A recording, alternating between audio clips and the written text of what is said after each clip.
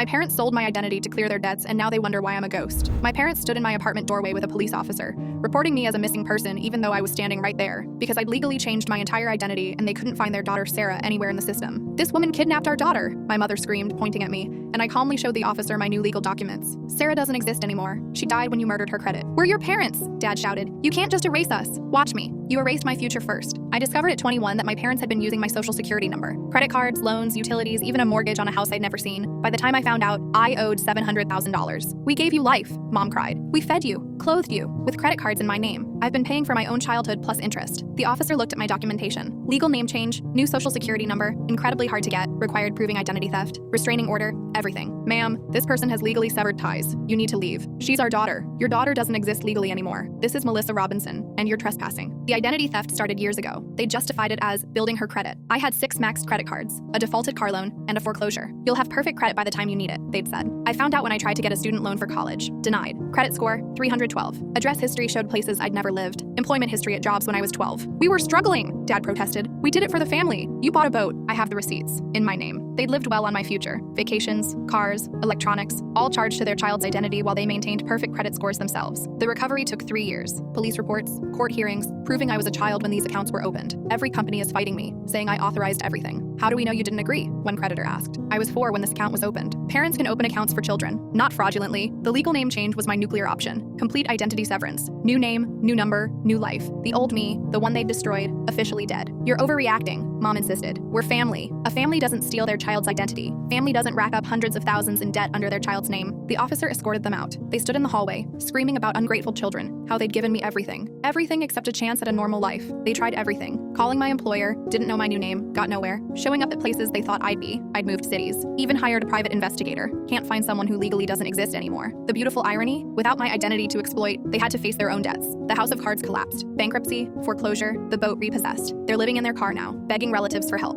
Our daughter abandoned us, they tell everyone. But Aunt Helen knows better. Sent me a message through my lawyer. Saw the court documents, $700,000. They deserve homelessness. Last month, they sent a letter through my lawyer. We're sorry, please help us. I sent back bankruptcy paperwork. This is all the help you gave me. They're telling people I'm dead now. Easier than explaining they killed my identity for money and I legally buried her. Sometimes I Google my old name. Nothing comes up. She's gone, along with the debt, the crimes, the parents who saw their newborn as a financial resource. Melissa Robinson has perfect credit, a great job, and no family. It's lonely sometimes, but less lonely than being surrounded by people who'd sell your future for a boat. Why don't you talk to your parents? People ask. They don't exist, I say. Neither do I, to them. It's the closest to the truth I can get without explaining that sometimes cutting off family isn't a choice. Sometimes it's survival.